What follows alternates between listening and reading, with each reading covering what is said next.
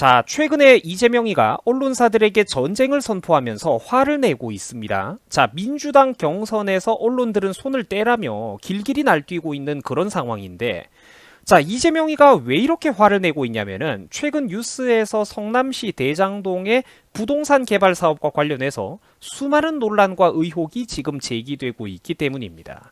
자, 물론 유튜버 얼음사이다가 부동산 개발이나 회계 전문가는 전혀 아닙니다만, 자, 그래도 그 분야 다른 전문가들이 언론과 진행했던 인터뷰 같은 거, 기사 자료들을 간단하게 요약을 해볼 수는 있겠죠. 일반인들 눈높이에 맞춰가지고 최대한 제가 쉽게 한번 낮춰봤습니다.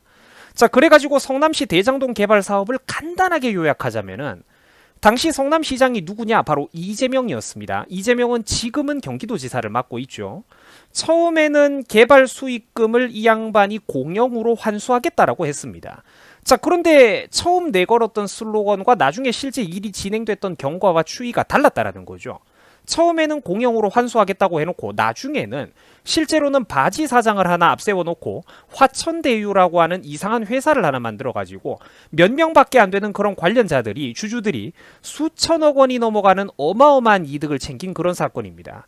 이거 주주가 몇 명 안 돼요. 6, 7명? 언론에 밝혀지는 거 보니까 10명도 제대로 안 되던데, 그 수명의 사람들이 수천억 원이 넘는 어마어마한 이득을 챙겨간 그런 사건입니다. 자, 보시면은 관련된 기사 자료들도 많이 나오고 있어요. 이재명을 인터뷰한 언론인이 불과 7개월 뒤에 대장동 개발 사업과 깊숙이 연관된 화천대유라는 이상한 회사 컴퍼니를 하나 설립을 했고, 이후 배당금으로만 수백 원이 넘는 돈을 받아 챙겼다라고 하죠. 당시 이재명 성남시장은 분명히 택지 개발 이익을 환수하겠다, 공공의 목적으로 환수하겠다라고 했었는데, 실제로는 개발 사업 이익금의 거의 대부분, 상당 부분이 특정 개인들이 지분을 100% 소유하고 있는 정체불명의 조그마한 회사로 들어갔다라는 겁니다. 그 소수의 주주들이 수천억 원이 넘는 막대한 이득을 거저 챙겼다라는 거죠. 그러니까 정치권과 뉴스에서도 이게 해도 너무하니까 이게 말이나 되는 거냐라고 지금 의혹이 나오고 있는 그런 상황이에요. 자, 깊게 들어가 볼수록 이거 가관입니다.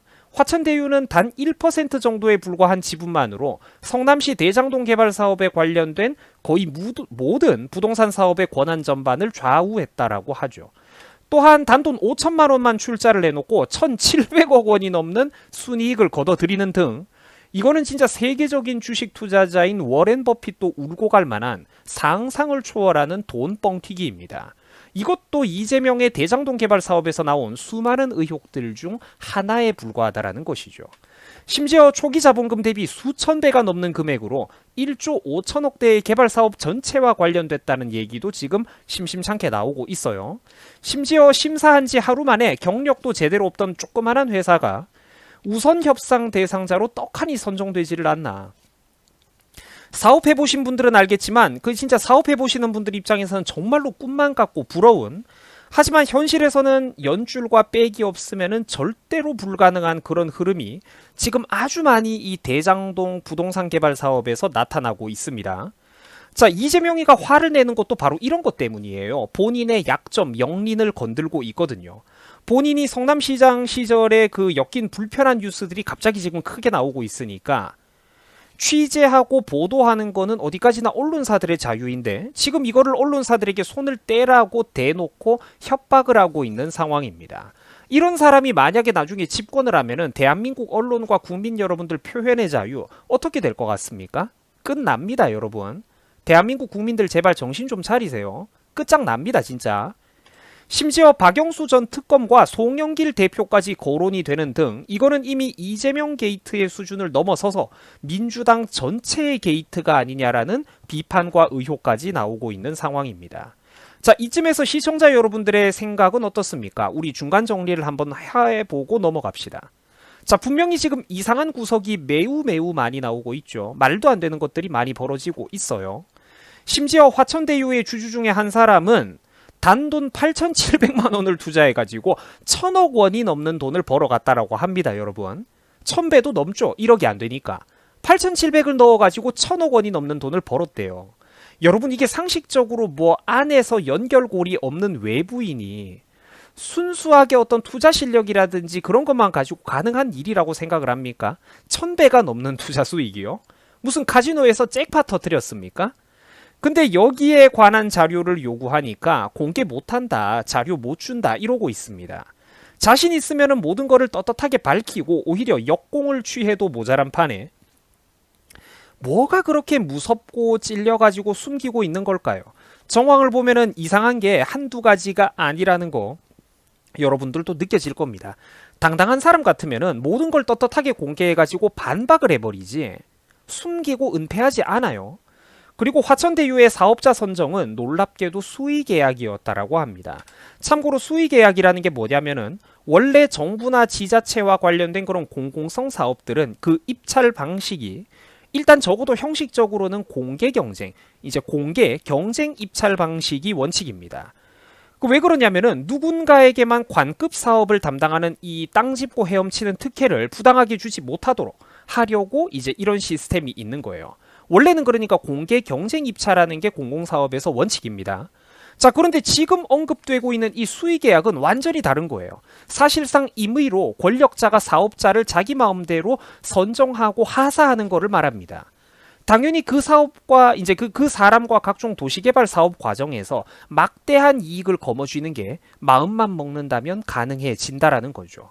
공개 경쟁 입찰을 해가지고 누구나 다른 사업, 민간 사업자들 누구나 거기에 뛰어들 수 있게 해야 되는데 그게 아니라 임의로 사업자를 선정하고 사업 권리를 하사했다라는 겁니다. 더욱더 무서운 게 뭐냐면은 언론이나 회계사들이 관련 사건의 전모를 밝혀보려고 해도 공개 입찰에서 떨어졌던 기업들조차 입을 다물고 말을 안 한다라는 겁니다. 이권이라도 나눠 받은 건지 아니면 우리가 뭐 영화 같은 곳에서 보듯이 무슨 협박이라도 받은 건지 뭐 외부에서는 우리가 알 길이 없죠.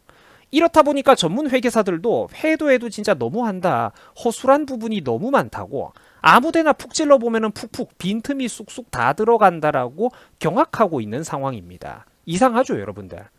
자, 시청자분들 이것도 한번 보세요. 3억을 놓고 3,463억을 가져갔다. 이거 정상으로 보이십니까? 오늘 지금 다양한 수치들이 등장을 했고 저도 완벽하게 정리를 못하고 좀 급히 올립니다만 평균적으로 지금 여러분들 오늘 나온 액수들의 뻥튀기 액수의 기본 단위가 몇 배입니까? 1000배입니다. 1000배. 오늘 등장하는 수치들 기본이 1000배라고요. 시청자 여러분들 돈 벌기 참 쉬운 것 같지 않습니까? 세상에서 돈 벌기가 가장 쉬웠어요. 자서전이라도 써야 될 판이죠. 우리만 먹고 살기 힘들다니까요. 우리만. 자, 사업하고 자영업 하시는 분들 다들 고생 많으시죠? 그런데 상식적으로 한번 심호흡 크게 하고 이 자료를 한번 보세요. 2015년에 설립된 자본금 3억 규모의 조그만한 회사가 무슨 몇 년 만에 어떤 신내림을 받아가지고 뭐 무슨 조상님의 은덕이 돌봤길래 한 해 매출액이 7천억씩 나오는 회사로 성장을 한답니까? 저게 여러분들 정상적으로 가능할까요? 과연? 아니 뭐 빌 게이츠가 창업을 했나? 우리 대한민국에서? 저게 말이 된다고 생각을 하세요? 자본금 3억짜리 회사가 몇 년 만에 부동산 개발에 깊숙이 개입이 돼가지고 관급 공사 다 따내면서 뭐 수천억이 넘는 이득을 7천억에 달하는 매출을 거뒀다. 이거 여러분들 어떻게 생각하십니까? 정상적으로 가능하겠어요? 자기들은 저런 짓거리들을 하고 다녔으면서 언론이 뉴스 보도 좀 그거 한마디 했다고 정치 개입하지 말라고 대놓고 협박하고 아니 집권하면은 이 진짜로 경호대 끌고 야구 방망이 한 개 들고 찾아올 판이에요. 언론사에. 이런 거 보면은 박근혜 정부가 사실 진짜 대단한 겁니다. 그렇게 먼지나듯 잡아 털어도 표적 수사를 했는데도 결국 제대로 나오는 거는 하나도 없죠. 결국은 기업이 스포츠 지원하는 당연한 관례를 가지고 와가지고 경제 공동체니 뭐니 법에도 없는 용어와 논리를 만들어가며 억지로 엮어 넣었던 게 전부였죠. 시청자 여러분들 이거 꼭 기억을 하셔야 됩니다. 옛날에 사람이 국민들이 옛날에 사실 실수를 하고 어떤 정치적인 쇼에 선동을 당할 수는 있습니다. 자, 그러나 세월이 지났는데도 알량한 자존심에 사로잡혀가지고 지금까지도 내가 옳다라고 고집을 부려서는 안 되는 거예요. 선동당했던 역사가 만약에 있는 분들이라면은 좀 그거 미안한 마음과 죄책감을 가지고 있어야 됩니다. 국가 시스템이 특정한 몇몇의 인물들에게 전 정부의 인사들에게 너무나도 가혹한 책임을 묻고 과도한 어떤 표적 수사와 공격을 했었다라는 거예요. 옛날에 실수를 할 수는 있지만 자존심에 사로잡혀 지금까지도 고집을 부려서는 안 된다라는 겁니다. 자, 박근혜 정부에 갖다 대던 잣대를 지금 민주당 애들의 부동산 비리 사건에 들이대면은 여기 애들 중에 살아남을 수 있는 사람은 아무도 없을 겁니다. 자, 시청해 주셔가지고 감사합니다. 여러분 수고하셨습니다.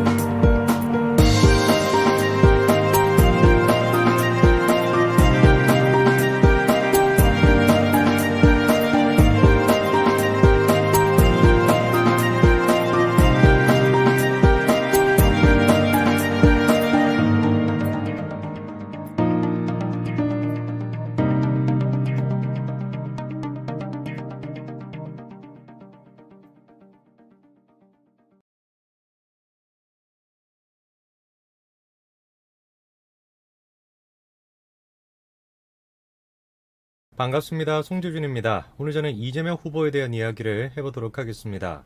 정치라고 하는 게 하루 이틀 뒤를 모른다라는 얘기가 있는데 그게 정말 이재명 후보한테 딱 적용이 되는 것 같습니다. 숱한 논란들이 있었죠. 개인적인 문제가 됐건 형님과 관련된 문제, 형수와 관련된 문제 여러 가지 논란이 있었는데 그럼에도 불구하고 이재명 후보는 흔들리지 않았습니다. 그랬던 이재명 후보한테 사실상 구속까지도 될 수 있는 엄청난 사건이 이번에 터졌죠. 여러분 기억나실 겁니다. 이명박 전 대통령이 구속이 됐던 계기가 뭐였습니까? 바로 BBK 때문이었습니다. 그때 당시에 다스가 누구 거냐 뭐 이런 얘기가 한창 나왔을 때 이번에는 주어가 바뀌었습니다. 다스가 누구 거냐라는 게 아니라 화천대유가 누구 거냐 이겁니다. 이재명 후보는 자신과 관련된 논란에 대해서 강력하게 지금 반발하고 있습니다. 그러나 시간이 가면 갈수록 논란은 점점 더 커지고 있는데요. 사건의 발단은 판교에서 금싸라기 땅이라고 불리는 대장동 개발지구입니다. 대장동 사업을 주도했던 곳이 성남의뜰입니다. 그리고 그 성남의뜰의 지분을 갖고 있는 회사가 화천대유인데요. 당시 화천대유가 우선협상 대상자로 선정이 됐던 건 2015년 7월 달인데요.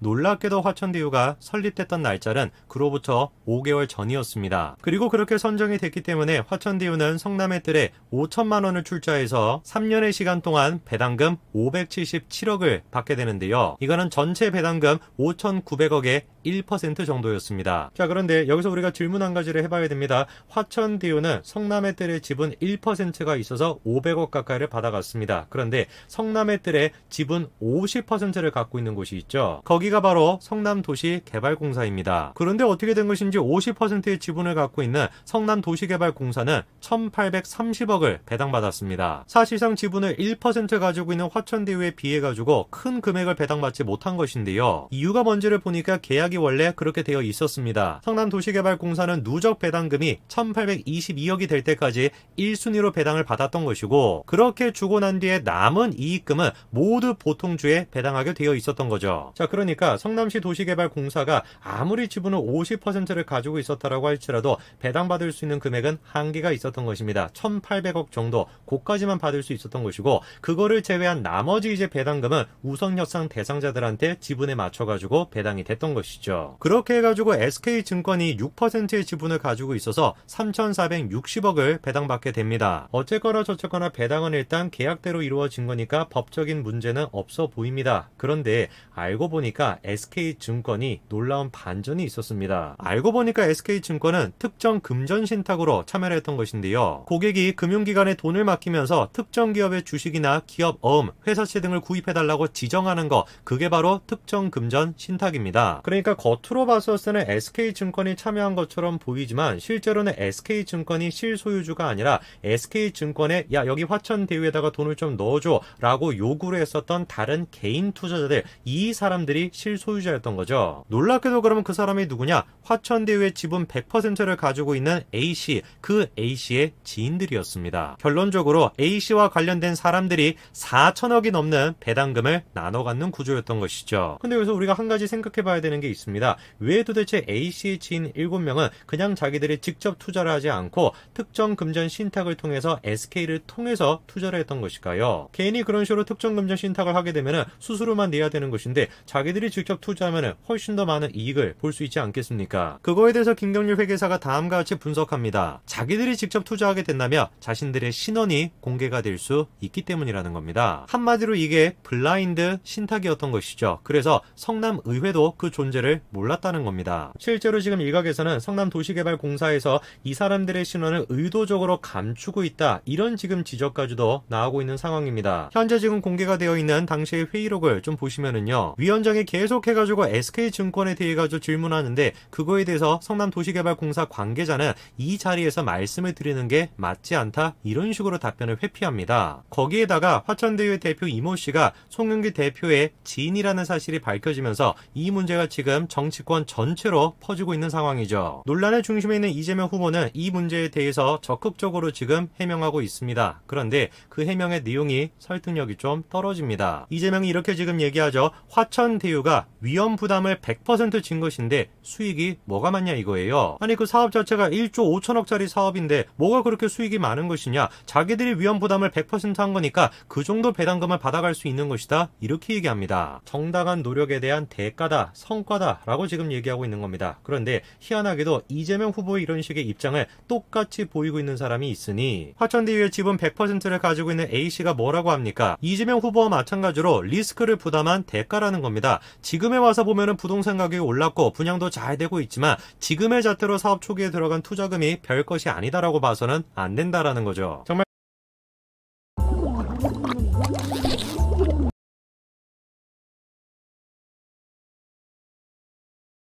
정말 사실일까요? 화천대유의 지분 100%를 가지고 있는 A씨가 뭐라고 합니까? 이재명 후보와 마찬가지로 리스크를 부담한 대가라는 겁니다. 지금에 와서 보면은 부동산 가격이 올랐고 분양도 잘 되고 있지만 지금의 잣대로 사업 초기에 들어간 투자금이 별 것이 아니다라고 봐서는 안 된다라는 거죠. 정말 사실일까요? 화천대유의 지분 100%를 가지고 있는 A씨와 이재명 후보가 지금 얘기하는 것처럼 그때 당시에 배당금 수백억을 받았던 것은 그냥 단순한 특혜가 아니라 정당하게 위험 부담을 아는 거에 대한 정당한 대가였을까요? 근데 우리가 생각해 봐야 되는 건 대장동 개발지구는 결코 리스크가 높은 사업이 아니었다라는 겁니다. 아무리 부동산에 관심이 없는 사람이라고 할지라도 대장동은 금싸라기 땅이었습니다. 그 판교의 금싸라기 땅이 대장동이었는데 거기를 지금 개발한다라고 하는데 과연 그것이 리스크가 높은 사업이었다. 그리고 두 번째, 저게 말이 안 되는 이유가 뭐냐? 성남의 뜰의 50%를 출자한 곳이 어디였습니까? 성남도시개발공사였어요. 리스크를 떠안는다라고 할지라도 누가 떠안고 있는 겁니까? 1% 지분을 가지고 있는 화천대유가 떠안고 있는 것이 아니라 절반의 지분을 가지고 있는 성남도시개발공사가 떠안고 있는 것이죠. 리스크는 지금 공공이 떠안고 있었던 것이고 수익은 민간이 가져갔던 겁니다. 화천대유가 가져갔던 거예요. 특정 금전 신탁을 했었던 천화동인 2호는 870만 원을 투자했습니다. 그래가지고 3년 동안 100억을 가져갔고 천화동인 5호는 5,500만 원을 투자하고 난 뒤에 644억을 배당받았습니다. 근데 이거에 대해 가지고 A씨가 뭐라고 합니까? 애초에 투자자를 10명에서 20명 모으려고 했으나 돈이 제대로 모이지 않았다. 여의치 않아 가지고 6명 5,000명만 투자에 참여했다 이렇게 얘기합니다. 아니 상식적으로 870만 원을 모으는데 5,500만 원을 모으는데 무슨 뭐 20명에서 30명 가까이 되는 투자자가 필요했다? 이거를 누가 믿을 수가 있습니까? 저 혼자만 하더라도 아니 사회생활 열심히 한 20, 30대만 하더라도 870만 원 투자할 수 있는 돈이 있습니다. 뿐만 아니라 지금 A씨가 뭐라고 합니까? 부동산 호재가 맞물리면서 천운인 사업이 됐다. 현 정부에게 고마운 마음을 가지고 있다. 결과적으로 천화동인 2호부터 7호에 투자한 사람들이 가장 큰 대박을 쳤다. 이렇게 얘기합니다. 정말 사실일까요? 그냥 단순하게 부동산 가격이 올라서 부동산이 그냥 호재였기 때문에 870만 원을 투자해가지고 100억을 벌을 수가 있었던 것일까요? 자, 대장동의 아파트 부지는 총 12개 구역으로 이루어져 있습니다. 이 중에서 화천대유가 가져간 곳이 1번과 2번 그리고 11번과 12번인데요. 이 부분은 공공임대를 제외하면 전체 택지의 40%에 해당이 되는데 놀랍게도 경쟁 입찰 없이 화천대유가 매입했습니다. 그러면은 경쟁 입찰을 했던 나머지 구역은 어땠냐? 경쟁률만 183대 1이었습니다. 그리고 당연히 공급가액보다 4%에서 13% 정도 더 비싼 가격에 낙찰됐습니다. 그러다 보니까 사실상 화천대유가 공급가액으로 낙찰받은 거 아니냐 이런 지금 의혹이 나오고 있는데요. 그런데 어떻게 된 것인지 성남도시개발공사에서는 화천대유가 얼마에 낙찰을 받았는지 답변하지 못하고 있습니다. 다만 성남시 내부 관계자는 입찰 과정이 없었기 때문에 사실상 공급가액과 비슷하게 매입했을 것이라고 얘기하죠. 화천대유 사건 같은 경우는 진보 언론이 됐건 보수 언론이 됐건 한 목소리로 지금 문제를 제기하고 있는 상황입니다. 그리고 모두가 지금 한마음 한뜻으로 사실상 이 사건이 BBK 사건과 유사하다라고 지금 지적하고 있죠. 글쎄요, 화천대유를 지금 둘러싸고 보여주고 있는 성남시의 모습 그리고 성남도시개발공사의 모습을 생각해 봤었을 때 왜 저 사람들이 저렇게까지 여기에 투자한 사람들을 지키려고 애를 쓰는 것일까를 생각해 봤을 때 이재명 후보는 대통령을 준비할 것이 아니라 감옥에 가실 준비를 해야 되지 않을까 싶습니다. 오늘까지 말씀드리겠습니다. 감사합니다.